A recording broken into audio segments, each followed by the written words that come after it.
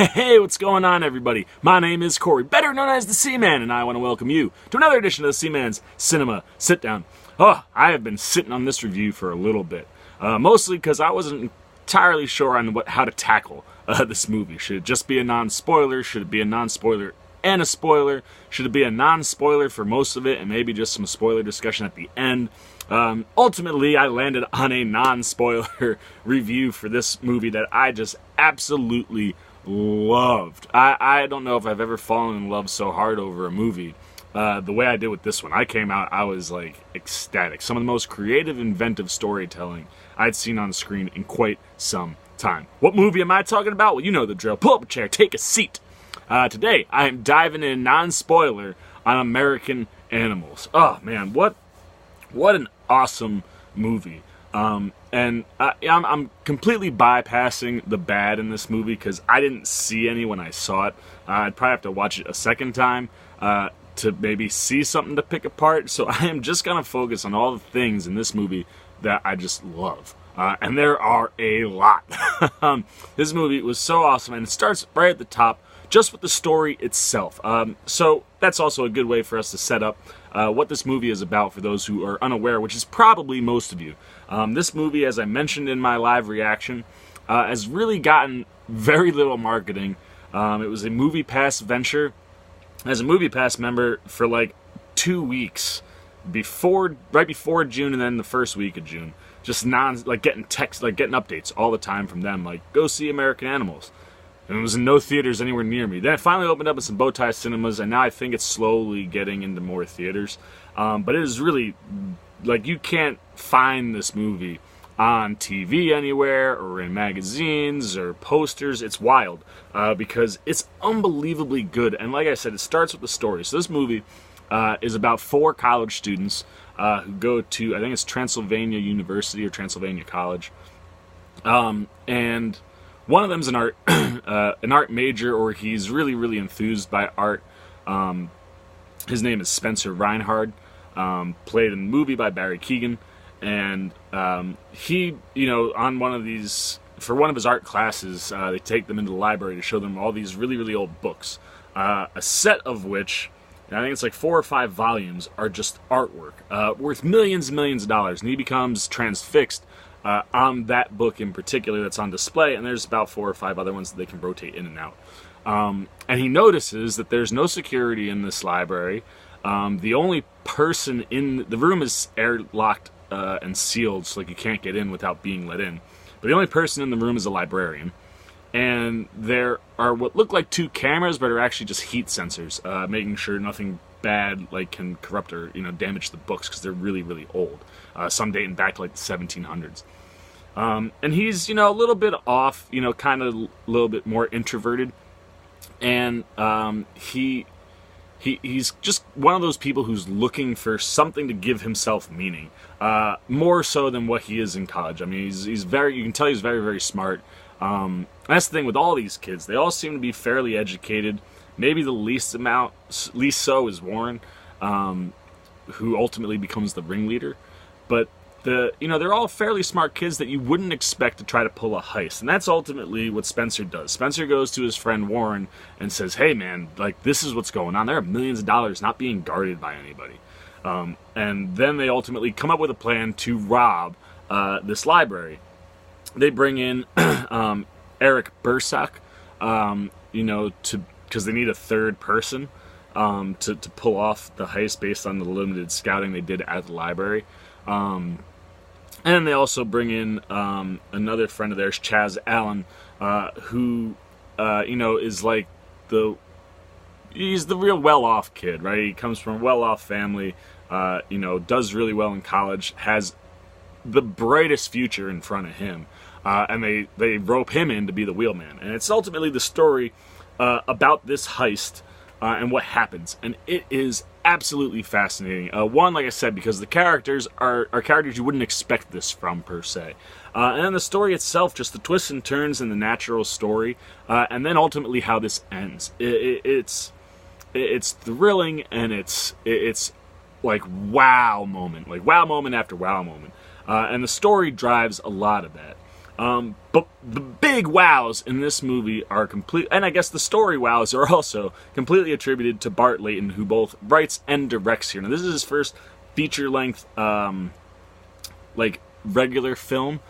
He's done feature-length documentaries previously, the biggest of which is The Imposter, which is, for those who don't know, just quickly, is a documentary about a kid who goes missing for 3 years and then turns up in Italy and comes home. And the more and more you watch the story, the more and more you realize that this might not actually be the same kid. Really fascinating stuff, critically acclaimed. I think it has like a 95 on Rotten Tomatoes. So you knew you had a guy who knows at least how to direct a documentary, and he directs this film superbly. He ultimately, I saw him in an interview, and he said he read this story in a magazine and was just so inspired by it that he was like, wow, this is such a fascinating story. And because the characters, like I said, are ones that you wouldn't expect to try to pull off a heist of millions and millions of dollars worth of old books. And that led him to, kind of do some more research, come up with this idea, and reach out to the actual participants to get, more things as he wrote the movie. And like I said, the way he approaches this movie, it's like something I've never seen before, but something like I have seen before. Right? Like, it's something I've seen, but I've never seen it on a movie theater screen before. And it's wild, just the way he tells the story. I can't even say anything about how he tells it because it would end up being a major spoiler. But the way in which he delivers it, man, just brings an authenticity and a realism to it, like you've never seen in a based on a true story movie. And then on top of just the story and how he tells it, he really has a lot of nice cinematography and camera work. He has a bunch of these really extreme close-ups, especially as the guys are putting makeup on, like on their eyes and stuff. That just kind of there's an artistic feel to a lot of the stuff he does, which it also incorporates actual artwork into the movie, kind of spursed throughout, for different transitions and whatnot, taking actual images from the art in these books. So there's a real creative and artistic way in which he approaches the cinematography of the movie. And it's wonderful. And again, the way the cinematography on itself is awesome. But the way in which he tells the story allows Layton to pull off some really cool tricks in the movie that I can't really completely dive into without spoiling stuff, but I can get into a few of them. Like I said, it's those extreme close-ups that are really cool. He also, there's a car sequence. You're just kind of in a car riding, and it's a typical shot, but it's upside down. And then the way he gets the camera to come right side up is just so cool. Like, I just sat there and was like, wow, that's neat. The first half hour of this movie, I literally just sat there and went, wow, wow, wow. Like, everything I'm seeing was just making me say wow over and over and over again. And that car ride shot was one of them. And right away I could tell I was in the hands of someone who was gonna bring some flavor to the look of this movie. And Layton does a really good job of that. There's also just the opening scene in general, like I said, them getting ready with those extreme close-ups on their eyes, but just also the scene choice, right? It's them getting their makeup on and then heading to the library for the heist, and then it cuts and jumps 18 months earlier, which I love. I love it for multiple reasons. One, that sequence, because of something that we learn later on in the movie, that sequence is actually a brilliant flash forward scene. So many times you'll see movies use that flash forward sequence incorrectly, and it'll hurt the movie. A really good example of that would be Don't Breathe. That movie opens with our main antagonist dragging our main protagonist through the streets. And that's a shot that we know until we see that neither one of them is going to die. And it's a bold move that, if used correctly, really works, but if not, it can hurt a movie. And fortunately, Layton uses it really well here. He brings you right up to the library, so you don't see any part of the heist. And then there's a twist to what you're seeing that ultimately makes that scene go, oh man, because you're not seeing everything. And he really approaches that a lot, and I love that scene and then the jump back, right? It's a really cool way to start this movie. And then he mixes that scene in with, he brings some docu flavor with some shots from parents and teachers, talking about, you would have never suspected these kids as they cut it. And it's just the way it's cut and delivered is so on point. And just things about that scene, again, are things that just really popped for me, and gets you going. And then the major twist that I can't talk about, well, I mean, we'll briefly discuss it a little bit later.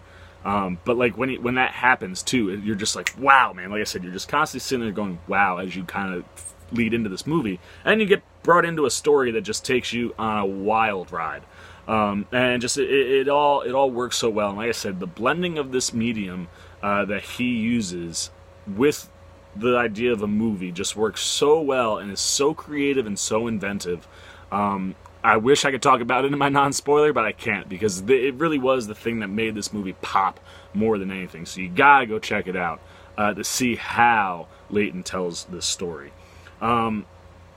You know, on top of just like the cinematography, Leighton really gets the most out of his actors. This group of 4 guys are really, really good, and he really gets great performances out of all of them. He really knows how to utilize each one in the scene, and they always pop. You're never bored with the characters, and the way he just brings them to life is so cool. You know, and he has some really cool editing techniques and tricks that play into how he's telling the story. Again, it's stuff I wish I could say, but I can't, because it would give away a major thing about this movie that makes it so great, and the surprise of that is awesome. But the way in which he tells the story allows him to do some editing tricks that are really cool. And like I said, the cinematography overall in this movie is just awesome. On top of that, the characters and the actors are just, they're so rich. You know, they're all unique, but 4 unique guys that kind of create this strangely cohesive, seemingly cohesive, like heist group. You know, you have your hype man, you know, Warren Lipka, who's played by Evan Peters. You have your really smart, you know, more of kind of like the brains behind the voice, in Spencer Reinhardt, who's played by Barry Keoghan. You have kind of just the third guy who just needs to be there in order for the plan to work, and he's extremely nervous about everything. But like kind of also is someone who's looking for something else to grab onto, like Spencer is, and we get that from Eric Bursuck, played by Jared Abrahamson. There we go, Jared Abrahamson. Some of these names sometimes really throw me off. I'm sorry.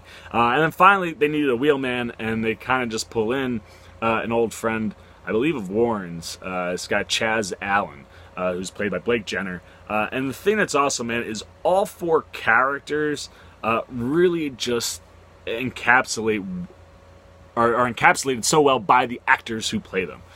Each guy just like totally gets the character and totally brings it to life in a way that makes you totally see those 4 dynamics of people. And the way each one approaches it, it's really, really good, and it feels really authentic, the way in which all 4 actors pull it off. And like I said, the characters are interesting in and of themselves, especially within that group together. And the way they play within the story is just awesome. You know, and between the storytelling and just the way the actors handle everything, what's really nice is there's just natural humor in this movie that breaks the tension and the suspense that builds every once in a while, but in a very natural way that kind of makes you chuckle, and it's a good way to kind of break up the tempo as you need to move the movie along, and that natural humor just works really well. There's also a sequence where Warren and Spencer have to drive into New York City, and they're coming from Kentucky. They've never been up there, and their facial expressions on that sequence are just superb, man. They're so natural, of like the big bright eyes of like, wow, the city lights. Like they really nail that. And again, that's just, they all have this character. They're all really good character actors, and they bring so much together just through their faces. Like I said, and that really works on those extreme close-ups that Leighton likes to use throughout the movie. And lastly, I love that during the heist scenes, you can really see visually in each of the actors, both whether it's sweat or their eyes or their body language, how nervous they all are. And I thought that was so important, because these are 4 amateurs that have never done anything. That's the other thing that's crazy with this story too, is if professionals tried to pull this off, they could have pulled this off so smoothly. And because it doesn't go smooth, you really need them to feel like amateurs, because for a while Warren does a really good job of kind of hyping you up, making you think they know what they're doing. I just, seeing how nervous they were, just again brought so much realism to the storytelling. Now, look, we said the characters and the actors, so let's get into each guy. As we kind of are introduced, but also the kind of the way in which I like these actors the most. So Evan Peters, we meet second, technically, but he just owns this movie. Like I said, he plays Warren Lipka, and he just plays him so well. The character gives Peter so much to play with that just plays into all the things that he's good at as an actor. He's the energy guy. He's the guy who gets you hyped. He's the guy who persuades you to get in on this heist when you know better. When you know, like, I have a bright future in front of me. Why am I going to do that to maybe get millions of dollars? And he's so good at convincing all these guys that when Peters is talking on screen, you're just like, yeah, this is a really good idea. Like, I wish I was there. This seems so easy to pull off. And he's so good at being that guy. But at the same time, he can become so erratic and unstable. And Peters plays that switch so well, man. It's kind of this nervous franticness that leads to absolute mayhem. And when he flips the switch to that, which happens during the main heist, oh man, you can't take your eyes off him.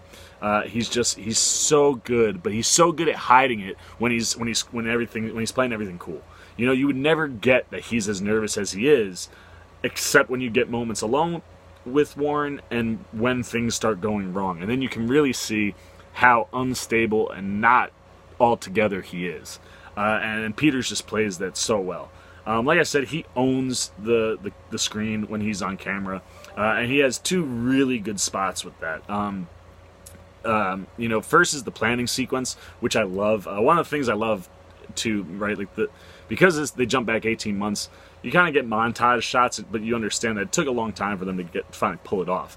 But what I love is in their lead up to pulling a heist, they're literally Googling, like, how do you pull off a heist? And again, Leighton does one of these cool things when they're, this one I'll tell you, when they're Googling things, what happens is you're like inside the computer and they make the Google screen transparent so you can see the guys on the other side of the screen. It's like you're looking out from the computer. Everything's backwards as you see them type stuff in. So cool. But they literally type in, like, how do you do a heist in Google? And then watch every heist movie known to mankind. So much so that Peters bestows the Reservoir Dog names on the four guys. And the way in which he chooses each guy, like which color he picks for each guy, is so clever. It really makes you, it's one of the funniest scenes in the whole movie. And I absolutely love it. So I love that whole thing, man. Him telling the story about what they're gonna do, and then what they do is they show you what Warren is seeing in his head, and I love it, man. Peters is so cool and smooth and slick in that sequence. Everybody is, but to see that vision is really neat because that gives you an insight into how confident he is. That when things go not the way he plans, it plays so well on the screen.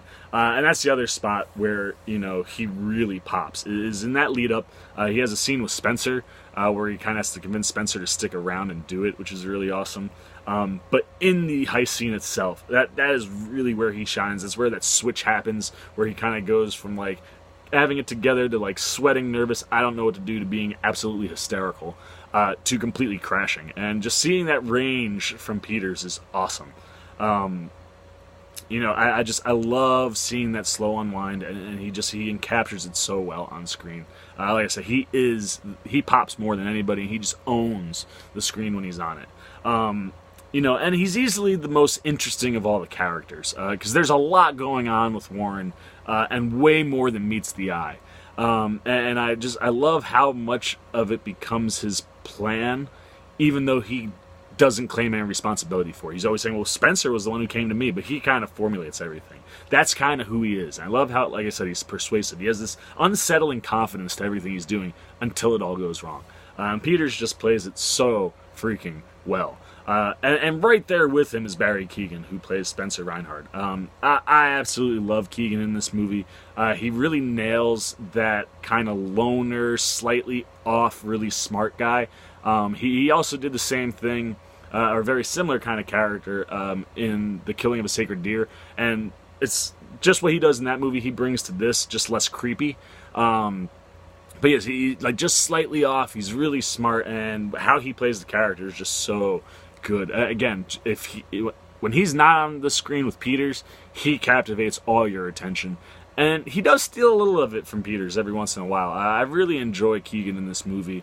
I love how he is able to depict, Spencer's love of art, and how that all just leads to the basics of a plan that Warren then runs with. And I just, again, I love his delivery. The way he delivers all of the material, it's just so spot on. He's just, again, someone else who just owns the screen when he's on it. I mean, these two leads are really the two leads of the movie. They dominate the screen when they're in a scene, and it's wonderful to watch. And like I said, he steals some scenes from Peters, and specifically the one where he breaks, where Peters kind of has to convince him to come back and do the heist. The lead up to that break, the thing that causes the break, I'll call it the flamenco scene. When you see the flamingo in the movie, you'll understand which scene I'm talking about. But that scene leading up to the break that he has with Evan Peters, oh man, it's one of those slow building processes, and Keegan just nails it. He really does steal that whole scene. I absolutely love him in this movie. Jared Abrahamson and Blake Jenner really do bring a nice supporting touch to the movie for these two guys to play with. Abrahamson, who plays Eric Borsuk, all of these guys are cast so well, so spot on, man. He nails everything he needs to nail with Abrahamson, and very similar to Keegan, right? He's kind of introverted and looking for something more meaning to his life, and he's one of the ones who knows this is a bad idea, but because he's on the brink personally, this is something that he almost sees as saving him. It's kind of how he buys in, but he is constantly nervous, constantly skeptical. And if certain things aren't happening, he's not entirely okay with the plan. And that leads to him having kind of a mental break. Also, all four guys have mental breaks in this movie, and all four breaks are different and awesome. And I absolutely love Abrahamson's break in the movie. It just pairs so well with Peters and what's going on in the sequence. And he plays off Peters really well, but he really gives Peters someone solid to play off of in the biggest sequence of the movie. He's just he plays a really supportive hand to it, and I really enjoyed what he brought to the table, as well as Blake Jenner, who plays as Chaz. He's perfect for Chaz, man. He's so charming, he's so charismatic. He just immediately draws your attention naturally. And that's the kind of vibe that you want to get with this character. He's the well-off character. He's the one who comes from probably the most money of the group, has everything going for him in front, and also is kind of skeptical. But the concept of money, not coming from a trust fund, is something that piques his interest and also gets him to be like, all right, I'm going to just be the wheelman. That's not that bad. And Jenner just plays that character so well. He is that just clean-cut, wholesome guy who again, you watch in the movie, and outside of Warren, you just constantly see people like, you seem like you should be smarter than this. And Chaz, more so than anybody, is vocal about this is stupid. Why are we gonna do this? Why take the risk? And he plays that so well. And it's just funny to see how smart he is, but how dumb he is, because he still goes along with the plan regardless. And it's that, Warren's confidence, I think, kind of wins everybody over. And again, money talks always. And I enjoy the energy and the direct counter he has to Peters after the heist is over. They're in the car. And he has his breaking moment there, and he plays, again, off Peters so well. And Peters plays that from a completely different place than he's played the character anywhere else in the movie. It's really fascinating, but those two guys really do give a really nice supporting hand to what Keegan and Peters do on screen. Now, along with them, there are a couple other supporting cast members. Ann Dowd plays the librarian, Betty Jean Gooch. She's fantastic. She nails it. She's the perfect librarian. She just nails that role so well. And then, she's clever, she's calm, she's very cool, and she picks up on things that, when things are off, she's very aware of what's going on. And you can tell someone who has a lot of pride in her job and knows how important it is. I mean, she's the only one responsible for millions of dollars worth of books at a college. And she plays it so well. So her switch to terror during the heist sequence is brilliant, man. And it's so believable. It's so genuine. She just nails everything she has to nail for such a small role. I always love Ann Dowd. She's great in this also. And then Udo Kier plays the Netherlands fence, the guy who they're going to sell or give the books to, that they will then, he's the guy who will sell all the books and give them money, Mr. Vanderhoek. He's great, man. Again, someone else really, really nice for Peters to play off of. He really nails, being suspicious both of Peters, but also himself. He's kind of suspicious, and you're like, I don't know if I would completely trust this guy. He's just off enough to be a shady fence, and he's great. His scenes with Peters are just so well executed. And then ultimately, I love the way this movie ends. There's a twist to the storytelling, but then there's a legitimate major twist to the story at the end that when you hear it, all of a sudden you look back at the entire movie differently and you just go, wow. Again, it's one of those things where Leighton's got you saying wow so much in this movie, especially early on. But then when you get into the flow of the movie, you stop saying wow because you kind of know some of the things to expect. And then you get to the end and you literally are like hands on head, like wow, like that's crazy. And I love that they're able to keep that from you, even though it's kind of always lingering right there in front of you. There's so many clues when I think back about the movie that you just don't see because you don't realize they're clues until after. It's so smart. And then the way the ending for each individual character, they all have like their own ends, and I can't say anything because it would spoil stuff.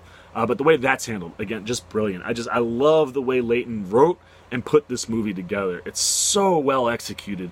From the technical side to the acting to the writing, it's a really smart, really inventive piece of storytelling that I wish more people were seeing and talking about. It's an absolute shame that this movie has such low visibility because it's absolutely brilliant. As you know, I had it as my third favorite movie of 2018 so far.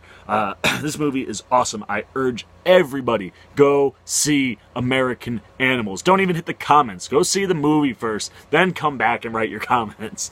No, that's it. That's all I gotta say. It's as much as I can say, which is a pretty good amount considering that if I said anything else, you'd spoil huge moments in this movie that are just so wonderful. So go check out American Animals. As always, please leave all your comments below. Let me know what you think. If I enticed you, hopefully, enough to go see this. I mean, I've given you nothing bad about this movie. Go see it. I hope I've enticed you. And if you are one of the few people who has seen the movie, because I don't know anybody personally who has, please hit the comments. Let me know what you thought. Don't spoil anything, please. This is one of those times I'll really kind of push don't spoil things because it's such a part of the enjoyment of the movie the first time through.